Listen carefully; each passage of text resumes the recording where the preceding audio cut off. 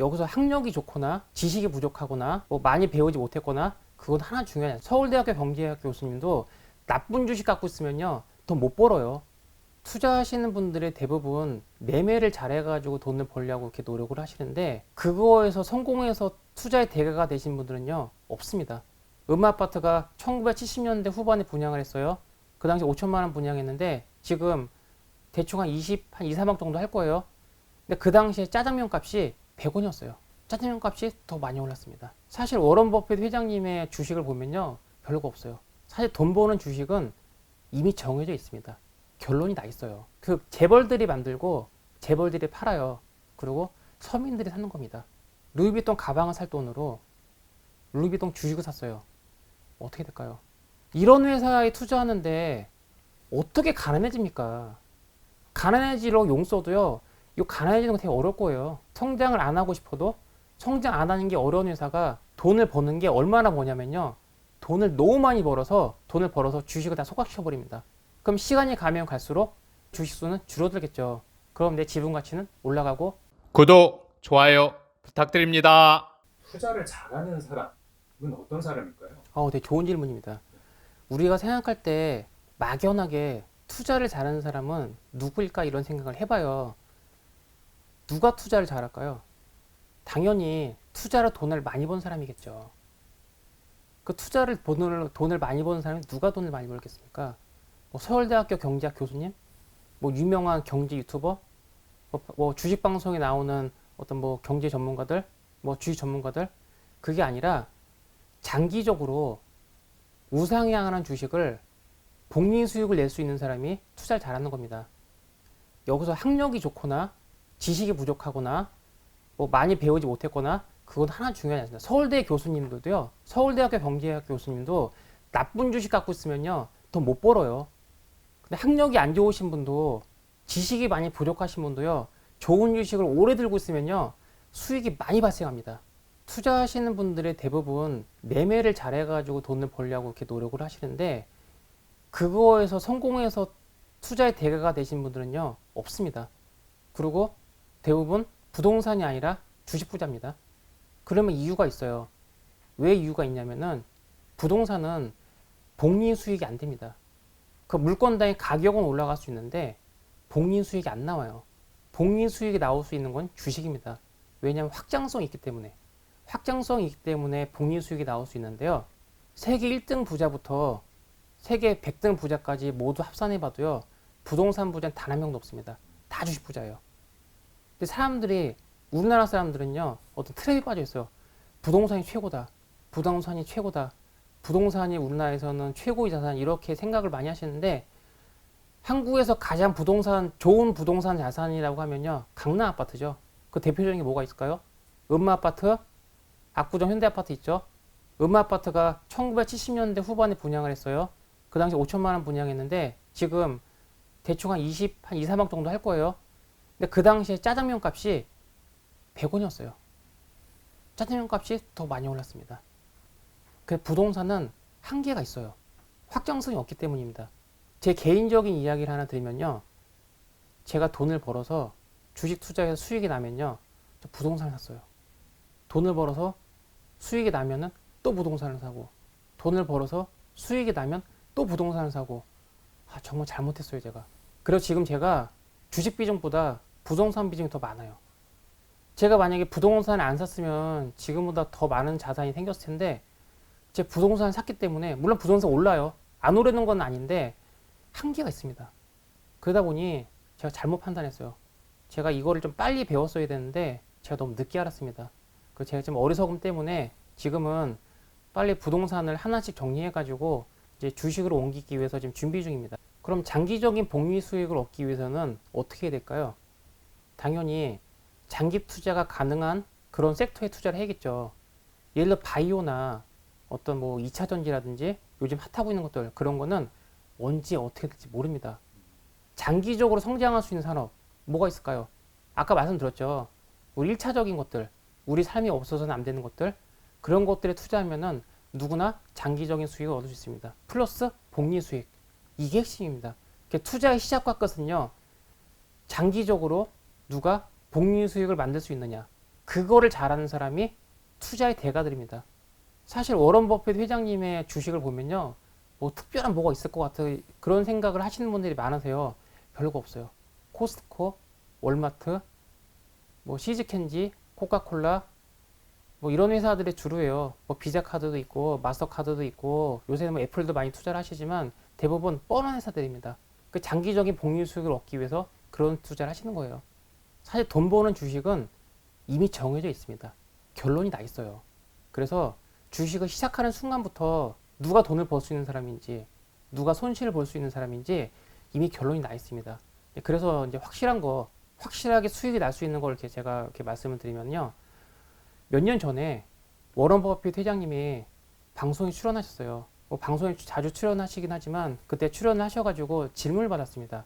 그 앵커가 했던 질문이, 회장님은 평생을 장기 투자를 외치면서 삶을 사셨는데 앞으로 50년이 지나도 지속적으로 투자할 수 있는 어떤 그런 비즈니스 섹터를 지금 젊은 세대들을 위해서 좀 한 말씀 해주십시오.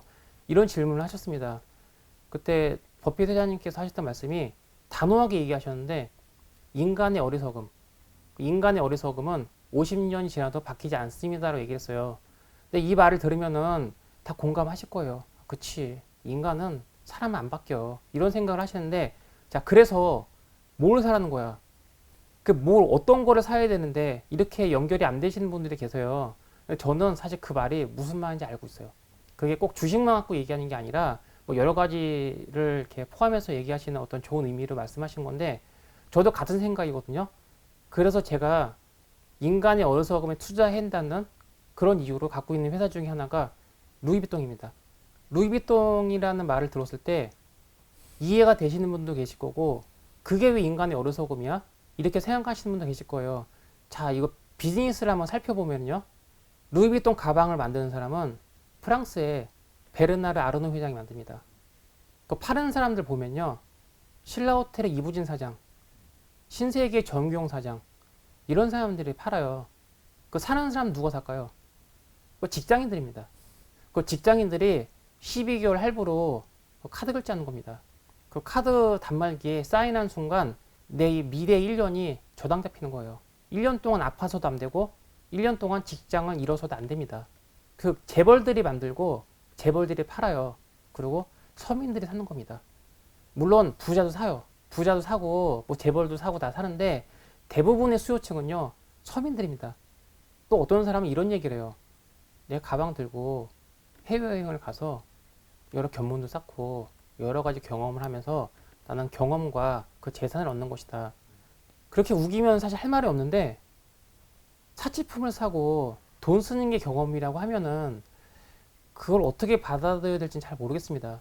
남들보다 나아 보이고 싶은 게 인간의 본성이에요. 그건 이해해요. 이해하는데 이걸 한번 생각해 봐야 돼요. 루이비통 가방을 살 돈으로 루이비통 주식을 샀어요. 어떻게 될까요? 루이비통 계열사를 보면요, 벨로티, 겐조, 지방시, 로에베, 마크 제이콥스, 크리스티안 디올, 셀린, 펜디, 불가리, 태그호이오, 위블로, 제니스, 르무아, 메정 프랑세스 커정, 겔랑, 아쿠아 디파르망, 돈페리뇽, 모이샹동, 헤네시, 글렌모렌지, 조세 펠프스, 세포라, 티파니, 롤로피아나, 베네핏 코스메틱, 메이크업 포에버. 제가 다 못 외워요. 한 80개가 더 있는 걸 알고 있어요. 지금 이게 다 루이비통 기업입니다. 한 번씩 다 들어봤죠. 자, 그러면은 내가 가방 살 돈으로 루이비통 주식을 사서, 여러분들이 교회 다니시는 분은 교회를 가시고, 성당을 다니시면 성당을 가시고, 절에 다니시면 절에 가셔서 기도해 보세요. 제발 나 가난하게 해주세요. 나 노후에 나 고생하고 싶은데 제발 나 좀 고생하게 해주세요. 그리고 최선을 다해서 노력해 보세요. 이런 회사에 투자하는데 어떻게 가난해집니까?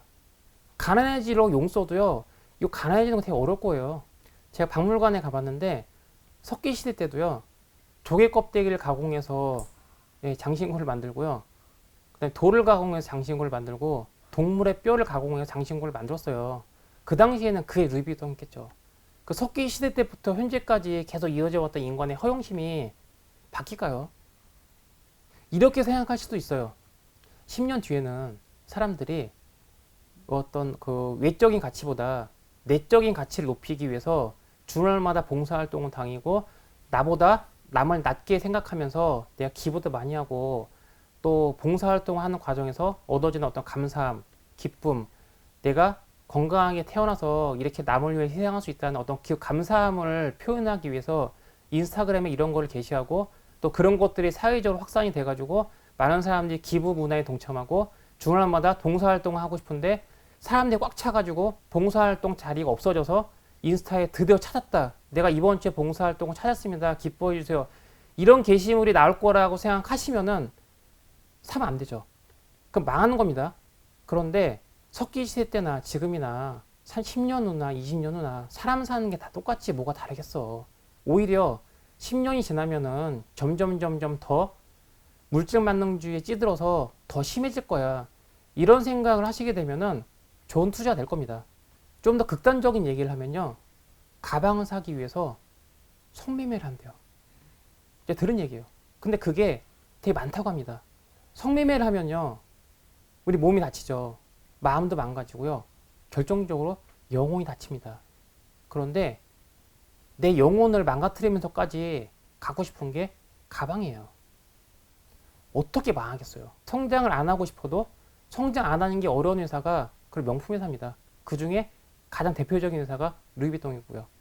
이 말을 다르게 해석하잖아요. 사람들이 그쪽으로 많이 몰릴수록 명품 소비가 많아질수록 해당 기업의 이익은 빠르게 증가합니다. 거기에 맞게 기업 가치는 평가가 되겠죠. 그러면은 과거보다 돈 버는 게 더 쉬워지는 겁니다. 두 번째 기업은 애플입니다. 애플은 다 아는 회사죠. 경제가 어려워져도요. 사람들이 BMW는 포기할 수 있어요. 근데 아이폰은 포기 못합니다. 왜냐면 아이폰은 5천만 원, 6천만 원인 게 아니잖아요. 그때 아이폰 포기하지 않아도 돼요. 이런 재밌는 얘기가 있는데 아이폰을 사용하시는 분들은 테이블에다가 핸드폰을 올려놓을 때 사과마크가 잘 보이게 한대요. 뭐 진짜인지 모르겠는데 그렇대요. 그렇다고 합니다. 근데 삼성 갤럭시를 쓰시는 분들은요. 그거에 구애받지 않고 그냥 편하게 쓰신대요. 여기서 이미 결론이 나 있습니다. 시간이 갈수록 우리는요. 스마트폰에 빠져 살아요. 계속 스마트폰을 사용하는 시간이 늘어나고요. 이제는 치약, 칫솔, 면도기처럼 스마트폰이 우리의 필수 소비자가 되는 그런 시대가 되었습니다.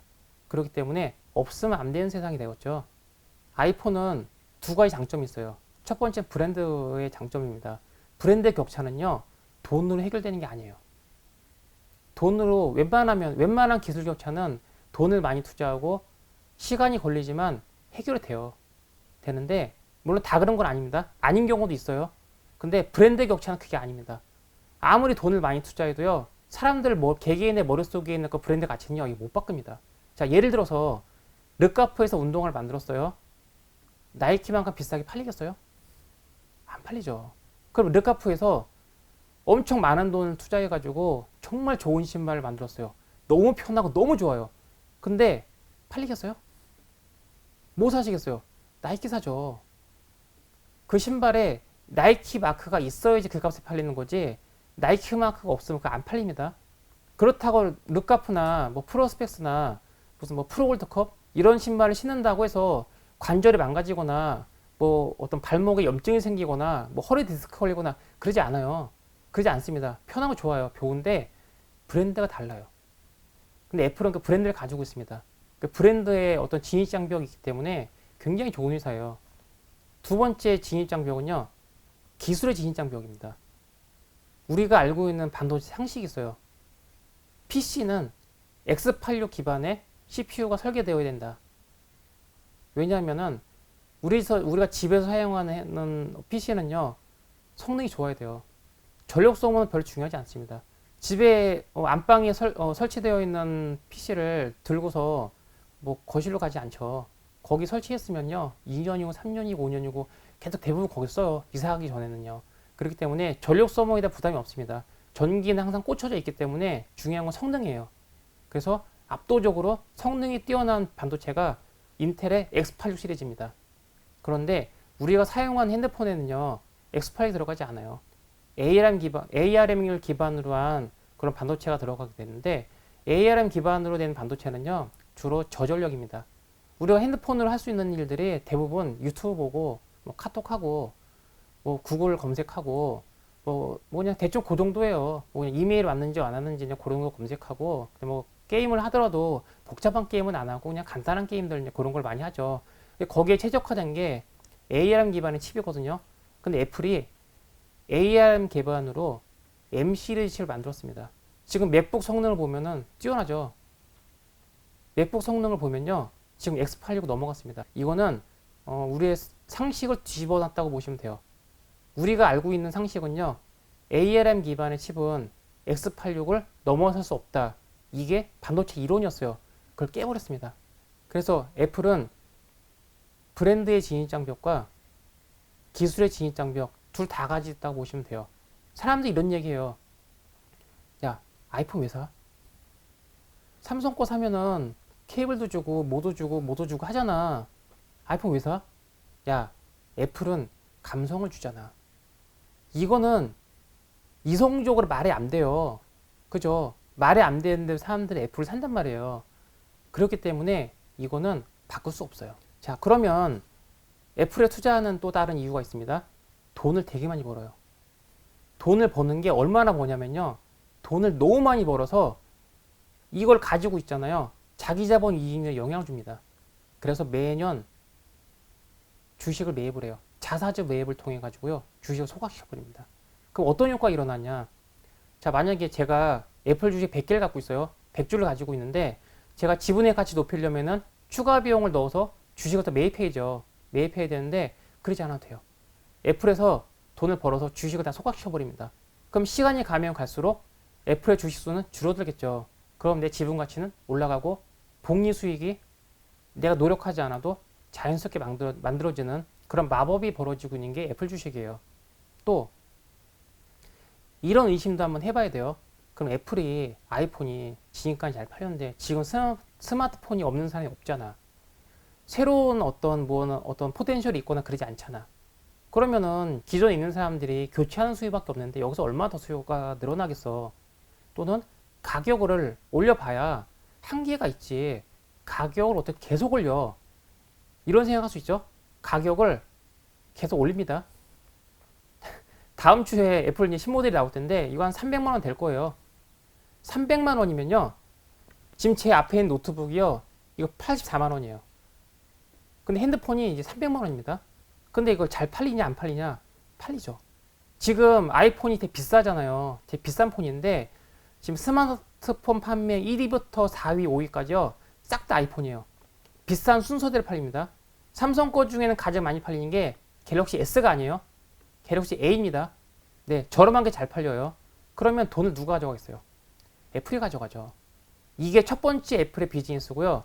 2단계 비즈니스가 있습니다. 첫 번째 애플의 비즈니스는 아이폰을 팔고 맥북을 팔고 아이패드를 팔아가지고 돈을 버는 게 첫 번째 비즈니스였고요. 되게 잘했죠. 굉장히 잘했어. 이것만 잘해도 현재 기업 가치가 3천조 전으로 움직이고 있어요. 근데 두 번째 비즈니스 뭐냐면요. 현재까지 팔려있는, 현재까지 시중에 나와 있는 그 아이폰을 기반으로 해가지고요. 금융사업을 시작했습니다. 애플에 예금할 수 있어요. 이자도 많이 줍니다. 그리고 애플페이도 있어요. 이제는 두 번째 산업이 시작이 됐기 때문에 지금 애플에 투자를 시작하시더라도 절대 늦지 않습니다. 세 번째 기업은 TSMC를 가져왔습니다. 사실 테슬라를 가져올까 TSMC를 가져올까 많이 이렇게 고민을 많이 했는데 사실은 테슬라를 가져오고 싶었어요. 근데 테슬라는 설명하려면요 이틀 걸려요. 분량이 너무 많습니다. 너무 많은 분량을 가지고 있기 때문에 설명할 수가 없어요. 그래서 제가 TSMC를 대체를 했습니다. TSMC를 먼저 말씀드리기 전에 먼저 구독자님들이 아셔야 될 게 있어요. 반도체 산업에 대해서 좀 알고 계셔야 되는데 반도체 산업은요 크게 메모리 반도체와 비메모리 반도체 두 개로 나눠집니다. 삼성전자가 잘하는 거는 메모리 반도체예요. 하이닉스도 메모리 반도체를 만들고 있습니다. 우리가 삼성전자가 세계 반도체 1등이야라고 자부심을 갖는데 그게 메모리 반도체를 잘한다는 얘기지 비메모리 반도체를 잘한다는 얘기는 아닙니다. 비메모리 반도체는요 삼성전자가 하려고 노력을 많이 했는데 잘 안 돼요. 돈도 엄청 많이 투자했고요. 비용도 엄청 많이 투자했고요. 시간도 되게 많이 투자했습니다. 노력을 되게 많이 했는데 잘 안 돼요. 그리고 반도체는요 메모리 반도체는 소품종 대량 생산이 되고 있어요. 근데 비메모리 반도체는 다품종 소량 생산인 경우가 많습니다. 그래서 메모리 반도체 기업들은요, 각자 자기 반도체를 자기가 생산해요. 각자 자기 생산실을 가지고 있습니다. SK 하이닉스도 그렇고요, 마이크론도 그러고, 삼성전자도 그러고, 각자 다 자기 반도체를 자기가 생산하고 있습니다. 그리고 생산할 수밖에 없는 이유가 가격이 비싸지가 않습니다. 뭐 외부 위탁을 해가지고 생산해야 될 만큼 마진이 그렇게 많이 남지가 않아요. 그렇기 때문에 각자 생산을 하고 있습니다. 그리고 소품종 대량 생산이기 때문에 한번 생산실을 구축해놓고 한번 생산을 해놓으면요, 그렇게 어렵지가 않아요. 그렇게 이어갈 수 있는 게 어렵지 않기 때문에 주로 각자 생산을 하고 있고요. 그 다음에 비메모리 반도체 같은 경우에는요, 대부분 위탁 생산을 하고 있습니다. 자체 생산이 어려워요. 왜냐하면 다품종 소량 생산이기 때문에 생산하는 기술이 굉장히 까다롭습니다. 매우 어려워요. 요즘에 엔비디아가 핫하죠. 다들 좋아하시는, 요즘에 핫하고 있는 그 엔비디아가 있는데, 엔비디아가 요새 만드는 대표 주력으로 판매한 칩이 H100이에요. 그게 GPT에 들어가죠. GPT에 들어가는데 그 칩 하나의 가격이 아우디 A6 한 대 살 수 있습니다. 근데 아우디 A6를 살 수 있는 돈이에요. 그러면은 생산 비용이 얼마나 들어가겠습니까? 비싸죠. 물론 엔비디아가 굉장히 비싸게 팔기 때문에 마진은 많이 남아요. 한 70% 정도 대략 마진 남는 것 같아요. 그러니까 액면가 따지면은 한 90% 정도가 남는 게 맞는데, 뭐 여러 가지 재반 비용을 계산하면요, 보통 한 70% 정도가 남는 것 같아요. 그리고 엔비디아 말고 퀄컴이 있죠. AMD가 있고 굉장히 많은 비메모리 반도체 설계 기업이 있어요. 비메모리 반도체들은요, 대부분 설계만 합니다. 자재 생산 시설이 없어요. 그리고 그 생산을 파운드리 업체에다 맡기죠. 그 대표할 수 있는 회사가 TSMC입니다. 한국에서는 삼성전자가 있는데, 삼성전자의 지금 파운드리 점유율이 15%를 유지하다가 최근에 10%로 떨어졌습니다. 아마 다음 분기 지나면은요, 아마 9%대가 될 것 같아요. 근데 TSMC 점유율은요, 이제 60%가 넘어갔습니다. 점유율이 한 6배 정도 차이가 나요. 그 TSMC가 주력으로 생산하는 건요, 주로 5나노 공정이에요. 주로 애플이죠. 주로 5나노 공정을 많이 생산하는데, 삼성전자는요, 안 됩니다. 주로 좀 저렴한 반도체는 생산할 수 있는데, 비싼 반도체는 생산을 못해요. 근데 우리가 100만원짜리 가방을 파는 거랑 10만원짜리 가방을 파는 거랑 뭐가 많이 남겠어요? 당연히 100만원짜리 파는 게 많이 남겠죠. 그래서 영업이익률이 실제 벌어들인 돈이 TSMC가 압도적으로 많습니다. TSMC에서 생산을 하기 위해서 기다리고 있는 반도체 회사들이 되게 많아요. 근데 TSMC가 다 못 만들기 때문에 기다리고 있습니다. 그래서 반도체 쇼티지가 나는 거예요. 최근에 반도체가 없어가지고 뭐 여러 가지 일들이 많았었죠. 그런 이유가 TSMC에서 다 못 만들기 때문에, 그래서 그런 일이 생기는 겁니다. 그러니까 삼성전자가 좀 잘 해주면 좋은데, 저도 우리나라 사람이고 삼성전자가 잘 됐으면 좋겠어요. 근데 노력도 많이 하고 있고 응원하고 있지만, 아직까지는 TSMC를 쫓아가기에는 조금 어려움이 있습니다. 제가 아까 서두에 말씀드렸을 때 1등 기업이거나 아니면 2등인데 1등은 잡아먹은 기업이거나 아니면 의리지만 값을 주세울 수 있는 회사, 이런 기업에 투자해야 된다고 아까 말씀드렸잖아요. 그런 회사가 TSMC입니다. TSMC 의뢰예요. 의뢰 회사지만 값을 주세웁니다. 현재 TSMC 매출의 1위를 지금 담당하고 있는 회사가 애플이에요. 애플이 전체 TSMC 매출의 약간 23% 전후로 지금 이렇게 비중을 차지하고 있는데, 만약에 TSMC가 애플 반도체를 생산하지 않는다 라고 하면은요, 애플은 큰일 납니다. 그 애플에 지금 목줄 잡고 있어요. 물론 장기적으로 보면요, 애플이 또 살아나갈 수 있는 방법이 있어요. 뭐 다른 회사에다가 기술 이전을 해주고 이렇게 협력을 해가지고 이렇게 할 수 있지만 몇 년 고생해야 돼요. 그러면은 아이폰이 판매될 때 성능을 굉장히 떨어뜨려서 되게 안 좋은 폰을 팔아야 됩니다. 안 팔리죠. 안 팔리죠. 애플의 아이콘인데 아이폰이 안 팔리면 어떻게 되겠습니까? 그렇기 때문에 애플도 TSMC한테 함부로 못해요.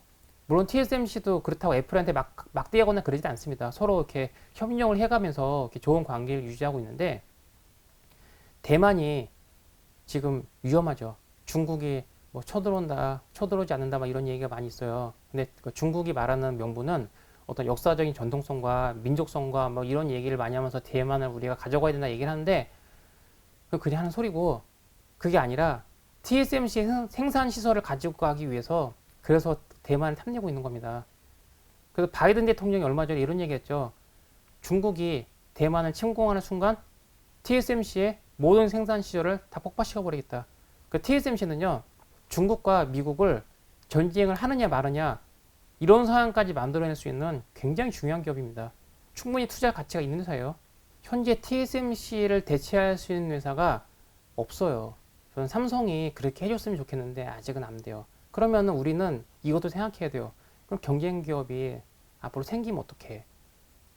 그럴 수 있죠. 근데 하려면 10년 전에 했었어야지.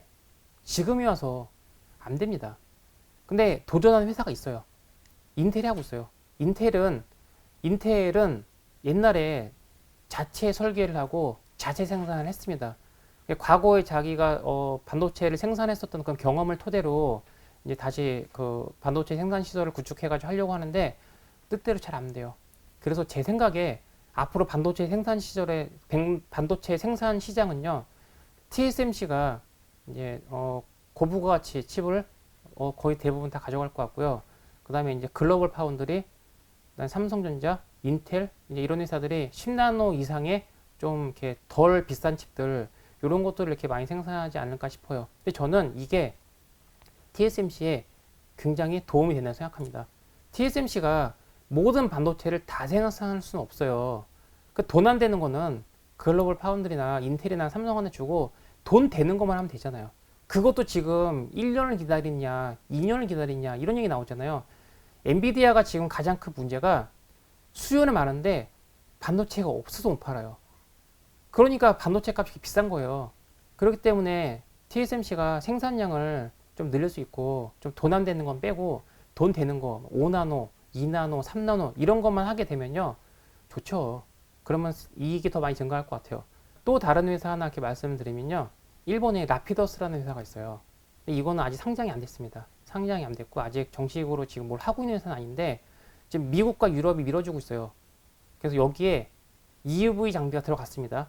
그 EUV 장비는 이렇게 거기까지 설명하려면 시간이 좀 너무 많이 걸리니까 그건 제가 책에다가 자세하게 써놨으니까 책을 참고하시면 되고요.